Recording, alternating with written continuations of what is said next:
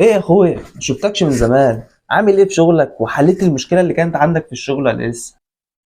اه يا اسطى، جهز لي الحاجة وعدى عليك اخدها كمان شوية. هبعت لك 5000 على الكاش دلوقتي. سلام.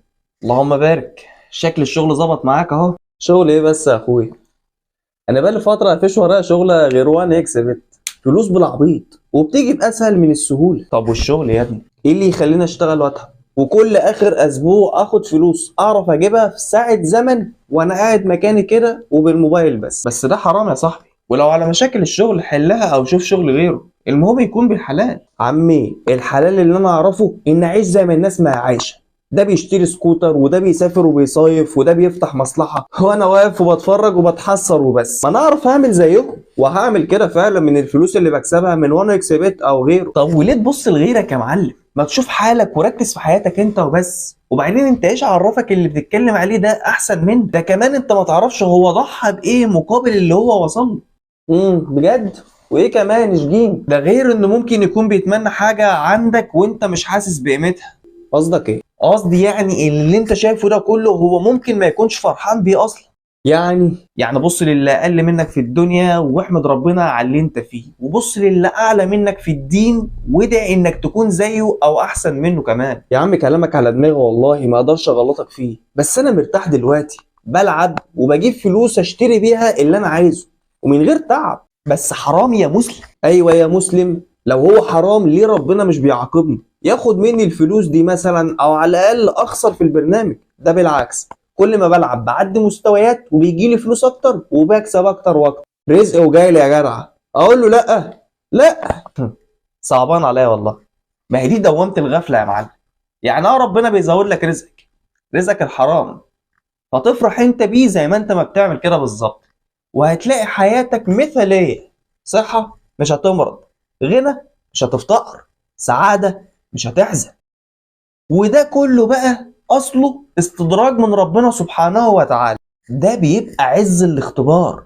هتفوق وترجع ولا هتفضل بعيد عن أوامر ربنا وتتشعبط في الدنيا وملذاتها؟ اديني متشعبط اهو.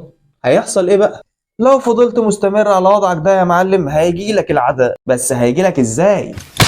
ضغط، حساب مفاجئ، حساب مش متخيل قسوته. وكل اللي هتعمله وقتها هو انك هتندم وتتحسر، لان خلاص ما عادش فرصة للرجوع. اللي بقوله لك ده تفسير الآية دي. بسم الله الرحمن الرحيم.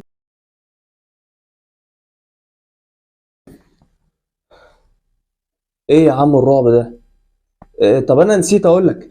انا بخرج من الفلوس دي لله. ايوه ايوه، انا بساعد ناس كتير بفلوس ياما، يعني ممكن دي تشفع لي اهي. والله لو تصدقت كل يوم بمليون جنيه برضه مش هيشفع لك. ليه كده يا عم بتسودها في وشي ليه؟ لان يا راجل يا مسلم يا فهمان ان الله طيب لا يقبل الا الطيب، وانت راح تتصدق بفلوس حرام. انت عبيط يا اسطى. الصدقه دي عشان تكون سليمه لازم تكون اساسها حلال. هو انا كنت بضحك على نفسي فعلا. اديني الخلاصه يا حبيب اخوك. مفيش اي مبرر انك تحمل البرنامج ده على موبايلك من اساسه، ومفيش اي عذر يخليك تاخد فلوس من البرنامج حتى لو تتصدق بيها كلها. وكل الحكايه انك ترضى باللي معاك وتحمد ربنا على كل النعم اللي انت غرقان فيها ومش حاسسها. ارضي بحالك، حاول تطور نفسك في شغلك، اتعامل بما يرضي الله فيه ومع الناس اللي بتشتغل معاهم. صدقني هتلاقي بركه في اجرك وفي صحتك. حلو ده، بس ده بالنسبه للتعامل مع البشر. عايز احسن علاقتي مع ربنا. حافظ على صلواتك وقرب من القرآن، هتلاقي نفسك في نعم كتير، وهتتأكد ان حياتك وكل اللي بيحصل فيها خير. واحدة واحدة هتعرف قيمة حياتك الدنيا وانها مجرد اختبار لآخرتك، وان اللي المفروض تشتغل عليه بجد هي الآخرة مش الدنيا. هايل. ايه المطلوب مني فعليا؟ مطلوب منك تشتغل وتكسب بالحلال عشان تقدر تنفذ فروضك وتعمر حياتك بالحلال. وفروضك دي اللي منها الزكاة وحج بيت الله. خد بالك ان المشوار طويل ومش سهل، لكن بداية المشوار بتبدأ بقرار. قرار انك هتكون واحد تاني، واحد فهم اللي ليه واللي عليه وبيسعى بما يرضي الله فيما يرضي الله. كده فيديو النهارده خلص. لو لسه مكمل معايا لغايه هنا فحابب اشكرك على دعمك ليا اللي هتكمله بلايك وكومنت بالصلاه على النبي وسبسكرايبر في القناه عشان اول ما ينزل جديد يوصلك. ما تنساش تدعو لاخواتنا بالثبات والصبر والنصر. وبس كده، السلام عليكم ورحمه الله وبركاته.